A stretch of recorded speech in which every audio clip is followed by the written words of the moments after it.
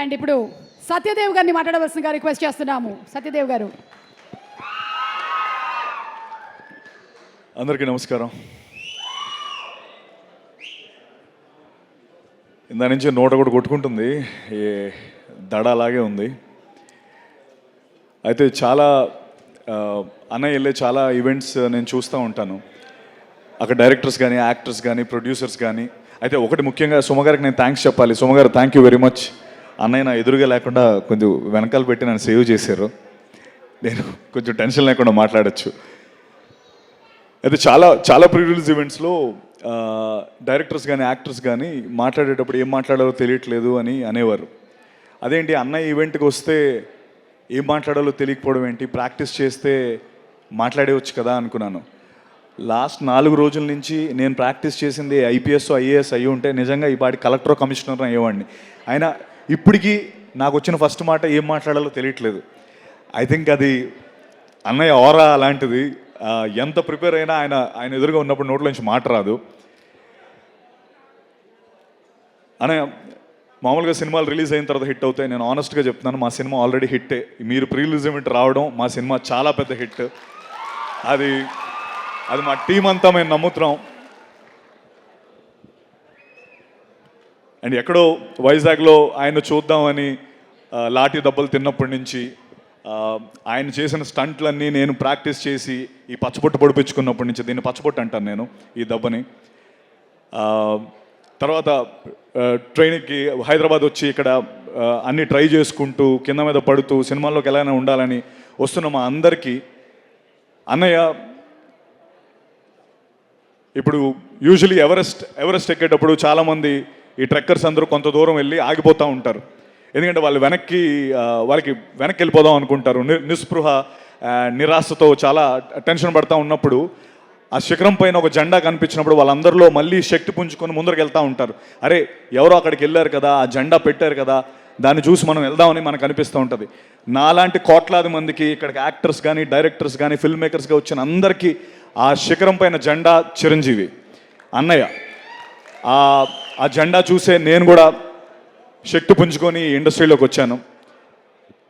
అంటే అన్నయ్య గురించి చెప్పాలంటే మామూలుగా మన అమ్మమ్మ నానమ్మల చీరలు నెక్స్ట్ జనరేషన్కి వెళ్తూ ఉంటాయి. తాతగారి వాచ్, ఇంక్ పెన్ను, లేకపోతే అన్నయ్య సైకిల్ నెక్స్ట్ జనరేషన్కి వెళ్తూ ఉంటాయి. అవన్నీ తరతరాలు మారుతూ ఉంటాయి. దానికో వీలునామా అక్కర్లేదు, తరతరాలు మారే ఆస్తి.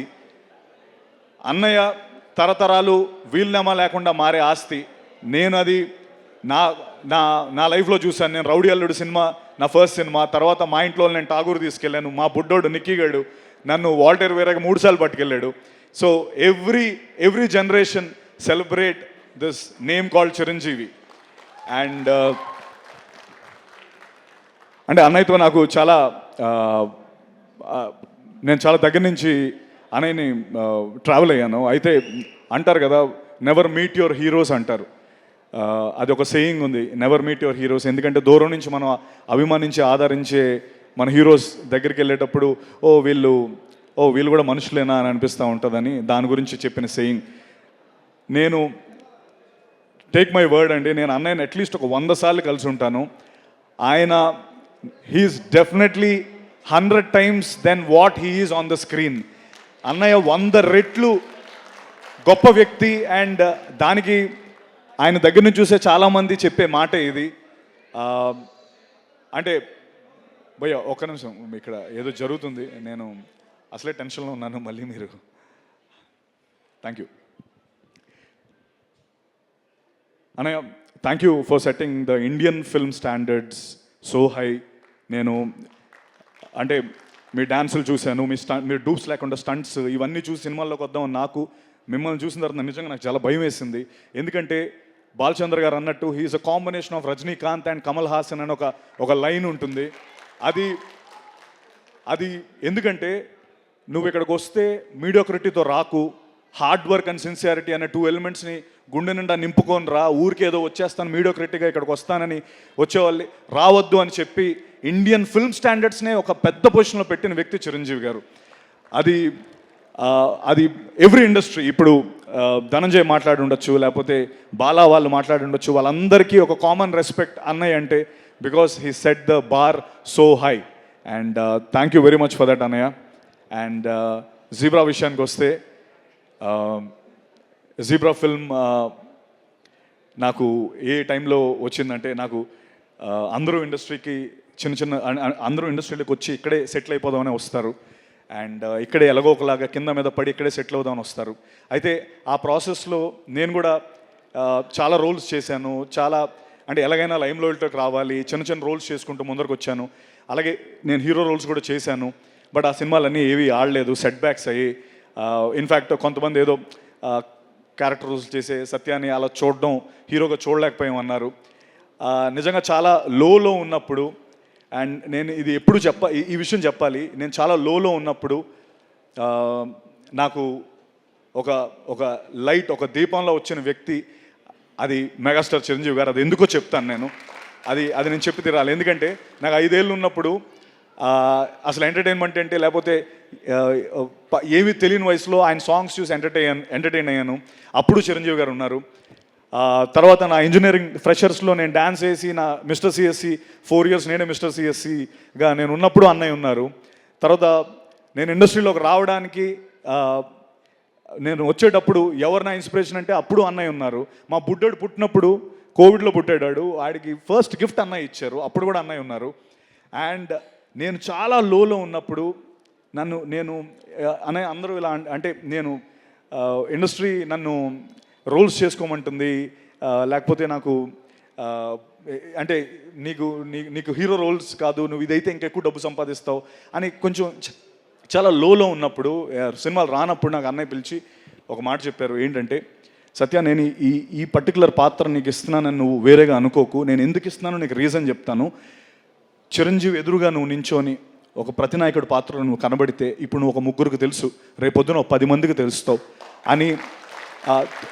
ఇది నీ కోసం నేను చెప్తున్నాను, నువ్వు చేస్తే ఎవరో ఒకరు అరే చిరంజీవికి ఎదురుగా నించొని బాగా చేశాడని అంటారు, నీకు ప్రొడ్యూసర్స్ వస్తారు, నీకు ఎక్కువ మంది నీకు విజిబిలిటీ వస్తుంది అని నాకు ఆ సినిమా చేయించారు. Trust me, that is the biggest high in my life. God father అనే సినిమా నా బిగ్గెస్ట్ హై. ఎందుకంటే ఈ విషయం నేను చెప్పాలి. ఎందుకంటే నేను గాడ్ ఫాదర్ సెట్స్లోకి వెళ్తున్నప్పుడు కానీ, లేకపోతే ఇండస్ట్రీలో చాలామంది వ్యక్తులు కానీ, అరే చిరంజీవి ఎదురుగా ఎవరు సత్యదేవ్ అంట, చిరంజీవి ఎదురుగా ఆ వ్యక్తి ఏంటి, ఆయనకి సరిపోడనో, లేకపోతే ఇన్ఫ్యాక్ట్ నేను అది చాలాసార్లు ఫీల్ అయినా. అన్నయ్య మీరు పర్లేదా అంటే, నేను సెట్స్లోకి వెళ్తున్నప్పుడు కూడా అంటే అది వాళ్ళ తప్పు కాదు,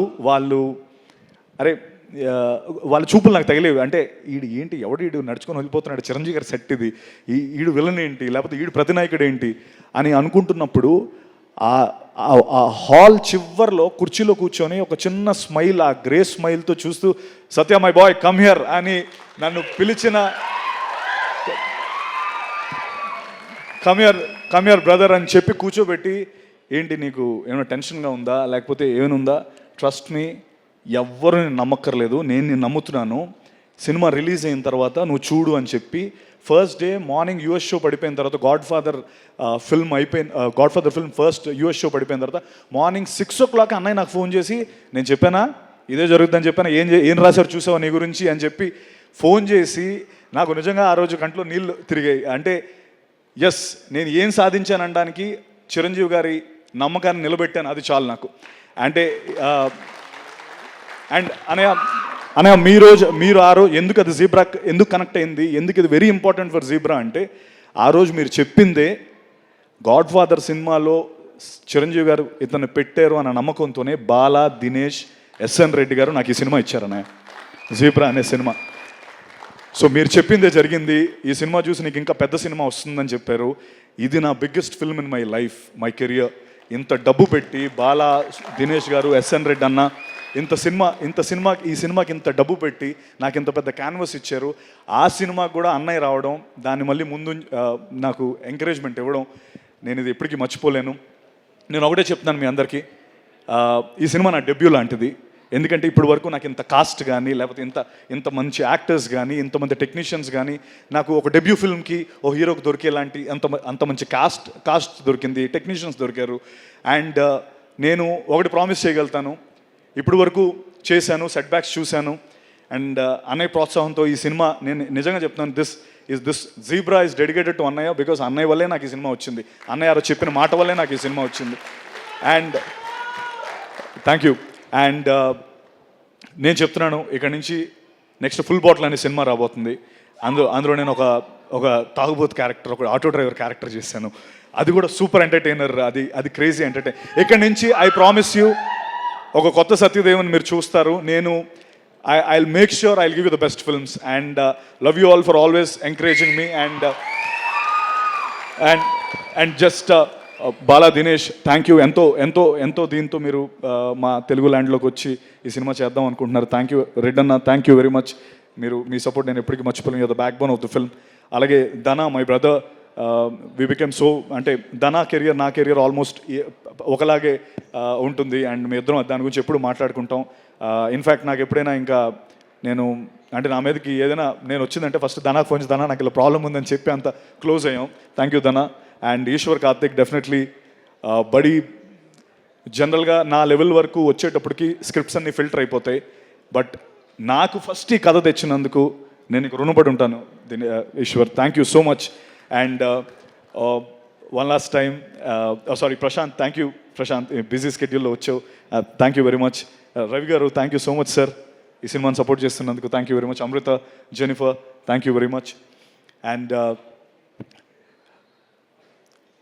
మెగాస్టార్, నేను ఇంకా చాలా మాట్లాడదాం అనుకున్నాను గురు. నాకు నిజంగా ఇప్పటికీ ఆ టెన్షన్ ఇంకా ఆడుతూనే ఉంది. అంటే ఇక్కడ వచ్చిన చాలామంది నాకు ఫోన్లు చేసి నేను ఈ ఈవెంట్కి రావాలని చాలామంది అడిగారు, బట్ నేను ఓన్లీ కొంతమందికి అకామిడేట్ చేయగలను. వాళ్ళందరూ ఒక్కసారి ఆనండి తెలుస్తుంది అందరికి.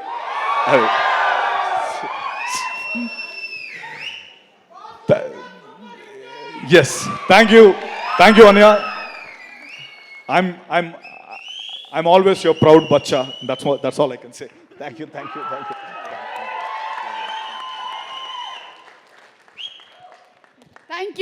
You so much Satyadev garu. I'm wishing you super success. ఈ మూవీకి మాత్రమే కాదు, రాబోతున్నటువంటి ఫుల్ బాటిల్కి కూడా. And sorry Maha, thank you very much. Sorry మర్చిపోయాను, నేను మహా నెక్స్ట్ సినిమా చేస్తున్నాం. Thank you Maha for always encouraging me. Thank you.